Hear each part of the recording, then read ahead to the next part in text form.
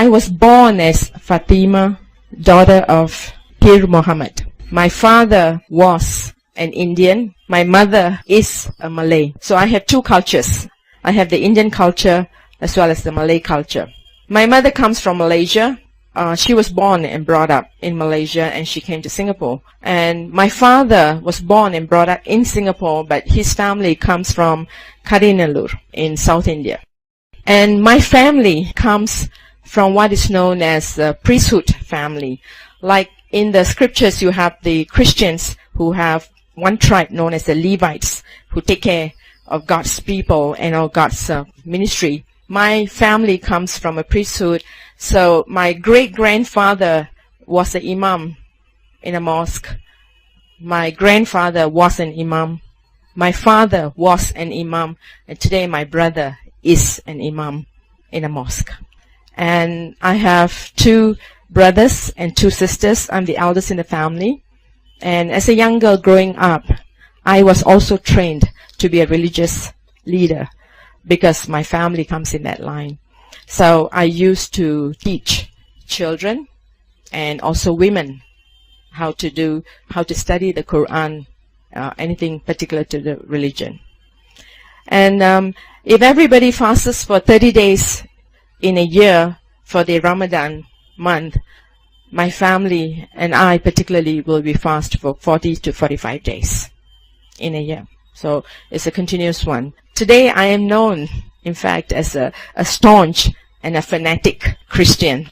I was a very staunch and fanatic Muslim because that's what I know, and I grew up with that, and that's what I was. So it doesn't matter where I was, I will drop to my knees to pray 5 times in a day. And my family was known to be someone that we are always helping someone in some ways. So I thank God that I do come from that background, because the disciplines that I went through as a Muslim is helping me a lot now as a Christian. And sometimes I think Muslims will, in general, put the Christians to shame, because many things that the Muslims do are the things that we Christians are asked to do, and these are the things that God wants us to do, but we are not doing it, but the Muslims are doing it. And I learned as a child growing up many of the disciplines over there, and today I thank God that I came from that background, because it helps me to understand what Christianity is all about. And I apply in fact all that I learned as a Muslim being a Christian today. So there's so much that the Muslims can teach us in being what a Christian is, because they do not tell you what to do, but they live their life, and that shows us what it means to love God. As a Christian, you have to be someone who accepts the Lord, then you become a Christian. In Muslims, you get born. As a Muslim, you don't get converted. You are born. And when you get born in the family, you're a Muslim. It's accepted that you're a Muslim. So you grow up as a Muslim. And you do not doubt about this God, about this Allah that's being taught about. So we grew up with that. One day, when I was in my early 30s, probably about 32, 33, I've just finished my responsibility towards my family. In helping my sisters and my brothers finish their education, finishing whatever, as the elder sister I was to my siblings, to help them come up. And when my youngest brother, who's 13 years younger than me, he was born very late, 13 years younger than me, has finished his 10th, as you call it over here, the Cambridge School Certificate, I was like, wow, I'm free now.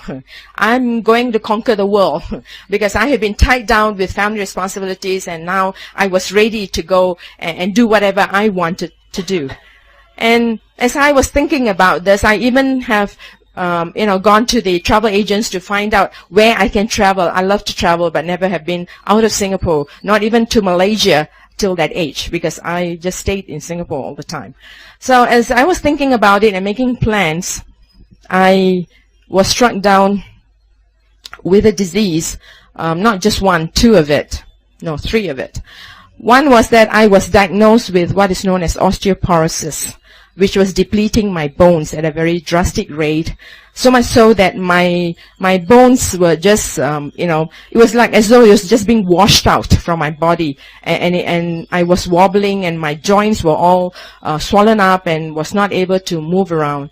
Then the other thing that I had was diagnosed with was rheumatoid arthritis that has again attacked all the ligaments in all my joints, and it was all reddish, and the third thing that I had was leukemia of the blood. And all three came at one go, and I was like, what in the world is happening? And of course, as a Muslim, I should have just taken it and lie down and die. Because Muslim religion is a fated religion. Whatever is given to you, you just accept it. You have no say about it. You see, my concept of God, being a Muslim, was He is a God and He's way up there. And He's a holy God, And we as human beings, we cannot come into His presence because we are sinners. So there's a big gulf between us and God. So there's no way you can go to Him. You can pray, you can, stay, but you have to stay at your place. You can't come to Him. That kind of a concept that we have in Islam. So, but for some reason, and I thank God that I had the fighting spirit, because when I was reduced to this, I was like, no way. Because I have struggled a lot as a child, and I've struggled along even in my young adulthood to, be a support for my family. And I didn't, I could not even get married because of my family and responsibilities. So I was like, I am free now, and I'm going to live my life. And this sentence of death was something that I couldn't accept. So, though as a Muslim, and though as a religious leader, and knowing all the things, I was like, my fist was up to heaven and say, how dare you do this to me? How can I possibly accept this? It's my time to live, and you take away my life, and you can't. And as I was thinking about it, one of my friends, the person that I know as a friend came to my mind. I used to be a teacher in a college. And in this college, there was another lady who used to be there as a teacher. And every time we will come into the, the teacher's lounge, she will be seated way over the other side, and I'll be seated over here. Not that we hated each other, it's just that there was a competition between her God and my God. And she is an Anglican. And when you look at her, there's no way you want to compete with her, because she's a very nice person. She will come, and before she sits down at her table, at the student lounge, and I know that she's praying. She will just stand there for a minute with her eyes closed and with her hands clasped like this, and she'll be saying, I don't know what she's saying, but I know she's praying. And then after that, she will sit down. And then, anything I talked to her initially was like, in every sentence, she had the word God. Like, my God can do anything. There's nothing my God cannot do. There's no impossibility with my God. I got really irritated with her, because there's no sentence, there's nothing you can share with her where the word God is not brought in, where God is not talked about. So for her God was her everything. But she was not someone who's pushy or someone, who's very vocal. She would just say it in a very gentle way. But you see, for me, I was a Muslim, and my God was greater than your God. And I was dressed as a Muslim. Right now today, you can see my hands and my face, but in those days you can't. My hair was very long, and I was all like, you see the Muslims here. I was in the same way over there, everything covered up, and I go to work like that. And the only man that can see me uncovered in that sense will be my brothers or my father. That's it. But other than that, nobody else is allowed to see. So we had this understanding. Without making it very clear, you keep your God to yourself, and I'll keep my God to myself. So you stay on your side, and I'll stay on my side. We worked like this for 10 years in the same college. Okay? I mean, we respected each other, but we will not talk about nothing, And I will go like this with my finger whenever I talk to her. That means you don't talk to me about your God. That kind of thing. So when I was struck with this sentence of death, she was the one that I was thinking of. But by then, I've left the college. It's already 2 years that I have moved out from the college, and I don't know where to contact her. But of course, being an intelligent woman that I think I am, I should have gone to the directory to look for her, her phone or something. But it didn't occur to me. I was just lying down in bed at home, and I wish I could speak to her. I was just thinking like that. And the phone rang in my house. And my brother comes and says, your friend is on the line. And I was like, no, I'm not interested in talking to any friend. But I said, okay, I'll just take the phone. And guess what? She's on the line. Okay, it's 2 years that has passed by since I've seen her or spoken anything. And I don't know where to get in touch. And I'm just thinking, okay. And then she comes on the phone. And I was like, really? It's you? Then I said, I was just thinking about you. And she says, yeah, I was thinking about you too. Then I said, that's unusual. Then I said, can I come over because I need to talk to you? I've got something on my mind and I need to. She said, yeah, sure, come on over. And I dash all the way down to my flat, and then I pick up a cab and I dash over to her house. She's staying near the airport, which is like, if you're taking a taxi, it will probably take you about an hour to get there, which means it's really quite far. And I get to her house, and she knows I like to take tea. It's been 2 years, and she still knows I like to drink tea. So she's making tea for me. She says, take a seat, I'll make the tea, and she's making the tea. I'm sitting in the kitchen with her, and I'm like, will you please sit down? I want to talk to you. I'm not interested in the tea. I got to talk to you. And she says, yeah, go ahead, talk to me. And I'm with tears pouring down my face. I'm telling her within 3 months, the doctors have said that I'm dying. I'm going to turn up a cripple, and I'm dying. And she's still going on making the tea. And I say, are you listening? She said, yeah, I am. And I was like, did you hear that I'm dying? She said, yeah, I heard you. Then I say, and she comes up with her classic statement, but with God, yeah, I want to hear about your God. What can your God do? Can your God do something for me? And she says, yeah, he can. There's no problem. All you have to do is just tell him and he will work it out. I say, really? Then I said, okay, please sit down and pray. And then I say, are you supposed to do something like maybe pray for me? Can you pray for me? I'm asking her, okay? And she says, do you want me to pray for you? I say, yeah, that's why I came all the way here. So can you kind of pray for me? She says, yeah, okay. And I'm seated. I wear glasses, as you can see, but my eyesight is improving, so I don't have to sometimes put on my glasses. And I'm looking at her with my eyes open. She, with her classic way of praying, she sits down, folds her arms like this, closes her eyes, and she prays. Until today, I can tell you exact words that she prayed that day. She says, Father, your daughter has come home. Please help her to know who you are and help her to come home to you completely in every way. In Jesus' name I pray. Amen. And I'm like, you finished? She said, yeah. Then I was thinking to myself, somebody who's got a headache, a short prayer like that is okay. I'm dying, And I thought maybe you're supposed to have long prayers so that I don't know. I was thinking you have to talk to God a lot, okay? And that was it. She didn't tell me anything about Jesus. She didn't tell me anything about any God or anything, nothing, okay? This was her prayer. That was it.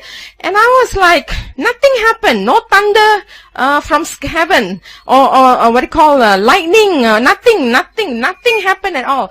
And I'm like, and she says, okay, drink your tea. And I'm like having my tea. What in the world did I come here for? No? I felt very disappointed. I can use all the D words. I was disillusioned, discouraged, because I'd come all the way here thinking that, something is going to happen, and nothing happened. Okay. And then after that, she says, I'm very busy, can we see another day? So not when I was in that kind of I would thought she would spend a little time with me. I got dismissed some more. So this time I didn't take any cab. I didn't take any bus. I started walking, not knowing what to do. Okay. I was really, if somebody is dying, I don't know what you're supposed to say, but I know what I will say the next time when I see someone who's dying.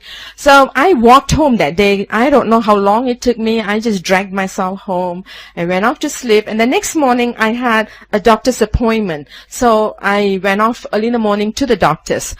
So from 8 o'clock right up to 12:30, they did a lot of tests on me, like blood scan, bone scan, I don't know what scan, so many tests. They sent me from one lab to another lab, and I did all the tests. And I finally came back at 12:30. The doctor said, can you go out and have lunch and whatever it is, come back in an hour's time. We have to do more tests on you.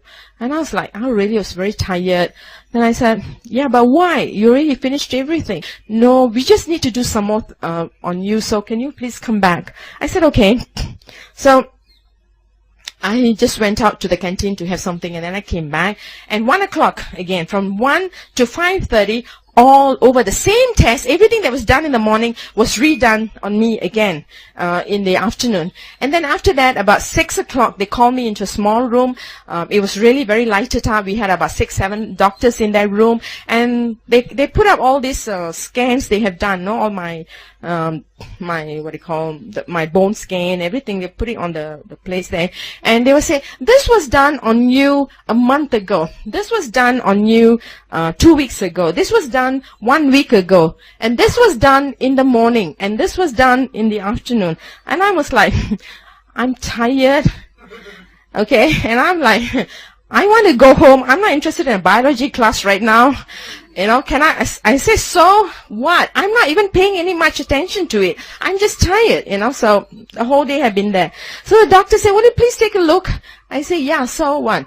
Suddenly, the bone structure caught my attention. I looked at the first one, it looked quite bad. The second one was worse, and the one that taken last week was terrible. You see, my bone structure at the joints, especially my here, my wrists and my ankles, the bone has become like spikes. And it was getting very difficult for me to walk or to function because I was all swollen up, on my neck, right up all the way down, and I was really in a very terrible, I was like, and then I looked at the one that was taken in the morning. It looked perfect. Then I looked at the one in the afternoon. It looked perfect too. Then I say, is that me? Is that me? Yeah, it is. And that's why we need to talk to you. I say, yeah, really, what? Are you seeing any other doctors? Are you taking any other medication? You see, they did not give me any medication in this hospital for the 2 months they were looking at me. All they did was to give me some aspirins, that's all, and painkillers. So I was telling them, look, and I was going to blurt out, I've given all my money to you, and I've got no more money to give. What other doctors? I'm not seeing any other doctors. Suddenly it hit me. She prayed for me yesterday. And I was like, oh my. So this God is really God. And I'm like not listening anymore to the doctors. I dash out of the hospital room, and I go to the corridors, and I'm talking about 20 years ago, okay, my friends. In those days, we don't have cell phones. The cell phones just came around. In those days, you have to go to the public phone to make phone calls. So I dashed to that phone, I put in a coin. Actually, I didn't have any coins. There was a guy standing there making a call. I pushed him aside and I said, I got to make an urgent call. And then I was turning up no money outside. I got money from him, in fact, to make that call. And I made the call to call this friend, and I got her on the line, and I was saying, I am healed.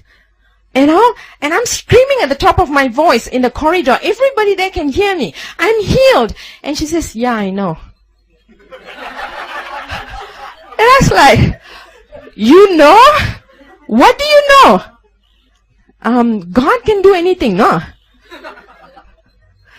God, yeah, but I want to hear about this God. You're going to talk to me about, yeah. Call me another time because right now I'm busy too. She says she's a tuition teacher. She was teaching people, students. So I was so excited.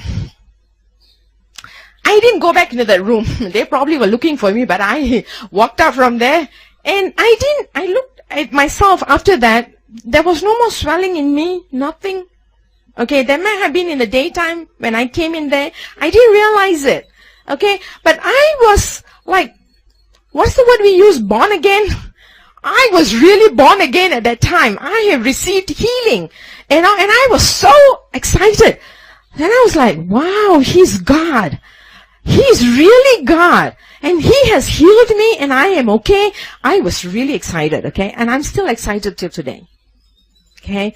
So Again that day, I walked home from that hospital. I was excited that I am healed now. I was well, and I walked home that day. And I would like to tell you that the very next day itself, I accepted God and I became a Christian. No. I started looking around. I didn't make any appointments with my friends after that. I started testing this God. I looked at my mother. She had fallen and she had a swollen ankle. And I didn't really pray out loud. I just thought into my heart, if you are really God, you will heal her. Okay, that's all I said. Next morning I woke up, I went to see my mother. She's okay, she's healed. Then I started going around looking at my auntie, then my uncle, then my brother. Each one, okay, for the next 10 days I tested this God. Gideon only tried 3 times, but I tested for 10 days whether he's really God. I said, if you're God, if you heal me, you can heal. So I started doing this for the 10 days. Then after that, I started reading the Bible. I had a Bible that was given to me when I was 16 or 17. I can't remember. And usually I throw stuff away when we move. But even though when we moved house, I apparently did not throw this Bible away. And I remembered that I had this Bible. So I went into it and I picked it up. And it was in a King James version. The thee and the thou, you know. Though I'm brought up in the British way of learning, the thee and the thou is not my cup of tea. So I had a hard time reading the Bible, but my friends, within 2 weeks, I have finished reading the Bible 50 times. I started from Genesis and I will read, I'll come to Lamentations, I don't want, I skip it. Then I'll go to Song of Solomon. Song of Solomon is really a love story. And I was like, good God, this is a Bible. What is this book doing in this Bible? Is this really a Bible? Oh yeah, it says it's a Bible. So, you know, I'm an Indian. Okay, though I don't speak the language, I didn't grow up speaking the language. I'm very conservative, so when it comes to the language, it was really very explicit. And I said, God talks like that? Then I will skip the ones that I'm not very, don't want to read. I'll just go off, but I will go back. But I'll come back to the New Testament. I wanted to know who was this Jesus. I really wanted to know who he is. So I will go back again. I will read the gospel. I'll read. Then after that, I will walk up and down in my bedroom and I will talk to him. You're really great. No, you came among us and you revealed yourself to us, that kind of thing. No, I was just talking. And came a time, I just felt that I cannot stay as a Muslim anymore. I had to accept this God. So finally one day, it was about, by 3 weeks now, coming to the 4th week, I got up. I go to bed very late anyway, but that day, about 12:30, 1 o'clock, I went to the kitchen in our flat, and I've read the Bible so well, I know where each one, the story is and everything. So I turned to the book of Acts, chapter 9. And I opened it up and I put it on the floor on the kitchen. And I was telling God, I said, look, this guy is a real rotten guy. This guy killed so many of your people. But you were so marvelous, you know. You came and you helped him to know who you are. He saw you. And after that, he became your servant. And he wrote all the other epistles for you. You see, I'm not saying that I'm going to serve you, but you see, I'm born in this family. All I know is Allah. All I know is about this God. But you see, it is not he who's God. You are God. So now you have to help me to see you the way this guy saw you. Now, until I see you, I am very sorry, but I cannot come with you. Alright? And I don't think I finished my conversation with him, because that night, that kitchen that I was standing on didn't look like a kitchen anymore. Suddenly there was a great bright light that flooded that whole kitchen that I was standing. And I mean, today as I look out, I thank God for the sun that's out, and I appreciate the brightness. But it was nothing like what I saw that day. That whole place was just, and it was such a glorious, light that flooded that place.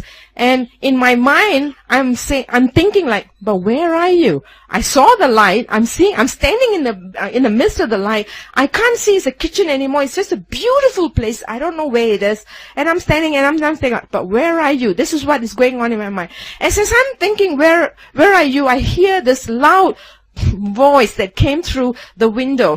It was the loudest. You probably have loudspeakers and you're hearing me loud and clear today, but that voice that came through was much louder. It was quoting me John 1:1. In the beginning was the Word, and the Word was with God, and the Word is God. It may not mean anything to you, but it meant a lot to me, because Jesus Christ, the Son of the living God, was a stumbling block to me to receive Him as God. Because we Muslims cannot believe that, God can have a son. If God has a son, that means He must have a wife. That means He's a mere human being. He can't be God. I couldn't accept that. But that word gave me insight. It gave me revelation that in the beginning was the Word, and the Word was God, and the Word is God. And it gave me the clarification that I needed, that understanding that I needed, that He is God. But you see, I still didn't see Him. And I still stood there and I said, where are you? Okay, I wasn't satisfied with just the light. I wasn't satisfied with that word. I wanted Him. I wanted to see Him.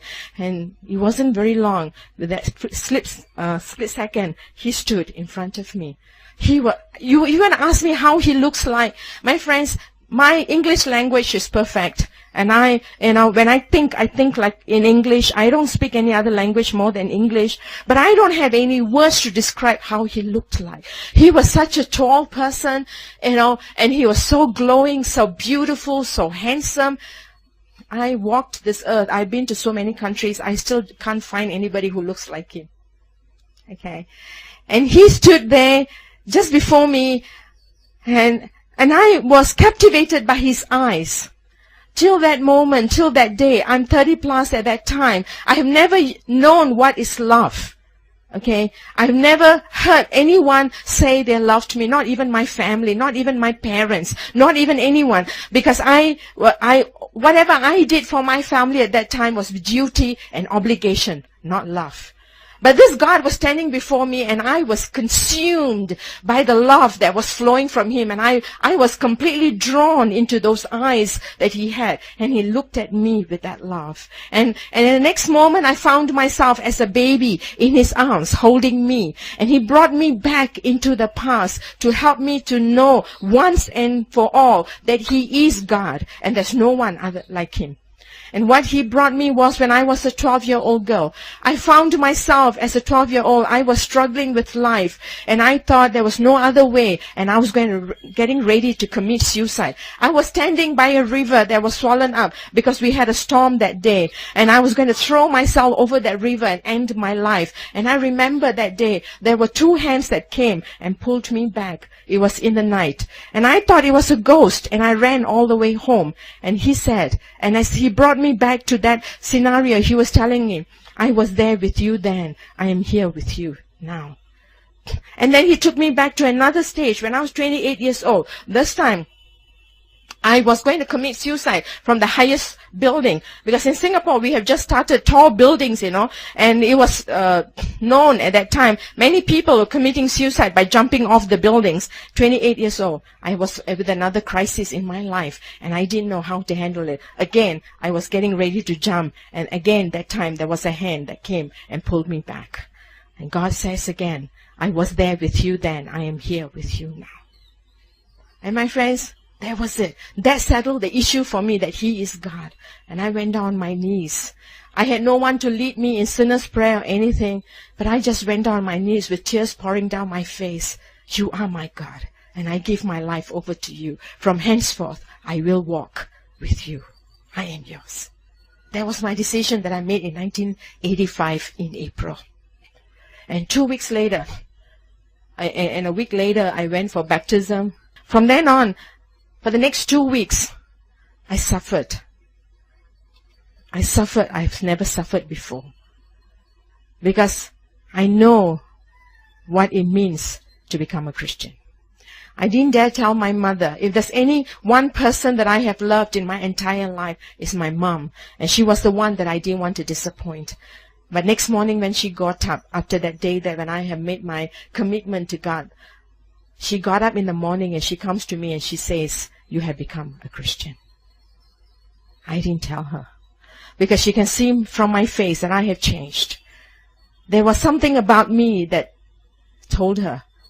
And she's a woman who doesn't know anything about being a Christian. And in Singapore, when you say a Christian, it means a Catholic, not a Protestant, because they do not recognize the Protestants as Christians. I didn't know what to tell her. I didn't know how to explain. All I could do was say yes. And with that, she took a knife from the kitchen drawer that was there. There was one of the biggest knives. We have lots of knives in our homes. And she took out that knife, she put it on the table, and she said, "You take that knife and you kill me, then you walk out that door." Then I said, "No, I can't do that." And she said, "If you don't, then I have to." And she took that knife and she came at me. She's a woman who's only 4.5 feet. But that day she became such a strong person. And she's a very sickly woman, but that day she became like a tiger. And she said, "You have to die because you cannot live anymore. I cannot let you live anymore." And in the struggle, she was cut, I was cut with a knife. And all I could think of, I didn't know what to do. I was just screaming my heart out. But I remembered what my friend had said, "Call on his name and he will come." And I screamed for his name, "Jesus, I need you." And as I said, "Jesus," she fainted and she fell. And that was the day that I had to pack my things and move out from my house. Because of probably my age or the things that I had to go through, in one day, in a moment, I lost my family, I lost my community, I lost my friends, I lost my job. I was declared dead to the MUIS, which is the Council for the Muslims over in Singapore. For the next 2 years, I cannot get a job. Next 2 years, I cannot live anywhere because I was considered as dead. Because every particular about me was wiped out from the government in Singapore. And I had to hire lawyers to go and fight back, to get back my identity in Singapore. And the next 2 years, as I struggle, I'm not a crying person, never was. Because whatever pain there was, I always thought that I can work it out. I worked it out. But when I met God for the next 2 years, I did nothing but cry every day. Cry because God had to break the self-individuality that I had become. He had to take away the pride and the arrogance that I had become. I was a very nice person, but inside, there was so much of bitterness and hatred and anger inside of me, which I didn't know that I had grown up with. So God had to take that all away. For the next 2 years, He watched over me like a mother hen over his chick. Every day I will receive dreams. I will receive visions of what was going to happen. My brothers, 2 of them, poor things, they were very young at that time. They didn't know what to do. But in order to protect the family valor, they had to kill me. So they tried many ways to kill me. One of my brothers, the one who's in the middle, the first brother in the family, invited me to his home. And God showed me in a vision what they were going to do. They prepared food with poison. And I asked God, "What do you want me to do?" God said, "Eat." I said, "Okay, I will eat." And they were all seated around me, seeing me eat that food. And I was supposed to drop dead, but I didn't. I washed my fingers and I said, "Thank you," and I walked out. Another time, my mother invited, one of the top imams from the Middle East to come and exorcise this devil that was supposed to be in my life. And the man walks in. He doesn't even walk in very far. He just stands over there, and he sees someone standing by my side in white. And he turns to my mother, and he says that the power that is with her is greater than the power that we have. And my friends, the greatest joy that I have today is not that I know this God. I thank God that I know Him. But the greatest joy I have is that I can communicate with Him in prayer. And this God is not a God when you just communicate in a monologue. It's a dialogue. He talks back, and He comes, and He's delighted whenever we are with Him. And He longs for us. And when my call came, I didn't know what I was going to call to be, because by then I was already 30 plus, and I was thinking like, I'm old, God. I probably was like Moses. God, I'm old. Maybe you should call somebody else. But God called me, and I came into ministry. I came into full-time ministry immediately, and I thank God for the various people that God placed in my life who helped me, encouraged me. And all those things that I said that I lost, God double that to me, 100-fold. Today I have many homes that I call is my home. I call many families that are my family. I call many brothers and sisters who are still, many out there in the world. Not just by the hundreds, by the thousands. They are there who know me and who have encouraged me and helped me. So today I take the message to a world that needs him. And that was not the only first time that he healed me. I mean, that was the first time he healed me. In 1993, I was asked to go for another surgery in my stomach. I had to have a hysterectomy. Again, I told God, God, you have to work this out. If it's your will, I will go for it. But if it's not, Father, you are the surgeon. You take care of it. And in a couple of days, I didn't have to go for surgery. He healed me. In the year 2000, I was leading a prayer team in Israel. And at that time, when I left for it, I was just told by the doctors that I had cancer in both my breasts, and it was 3rd degree, very aggressive, and they had no choice but to just cut off my breast. And I said, okay, I'll go for this trip. I will come back and we'll talk about it. When I was in Israel, I was in one of the hotels that was facing the Wailing Wall. And as I was facing that, I remembered how Solomon, when he built the temple, he said, even when the foreigners come and face this wall, and if they pray, Father, you will answer them. And I stood by the window of the the hotel room, and I said, God, though I am saved, I am your child, I'm still a foreigner. I'm not a Jew, Father. I'm a Gentile. So, Father, as Solomon said, I'm a foreigner. I'm standing here and I'm believing in you, God. You can touch me, you can heal me. And he did. He put me to sleep the whole day that day. I didn't know what he was doing, but he did his surgery on me. So when I came back to Singapore, no surgery. So I can share many, many testimonies of what God has done, but many that he's still doing today. He's a great God, and he's a wonderful God. And we have much to thank him for. And as I was sharing, as I was told that today is a Thanksgiving day, I was thinking of Ephesians chapter 5, verses 18 to 20. It says, do not get drunk on wine, which leads to Ephesians chapter 5, verses 18 to 20.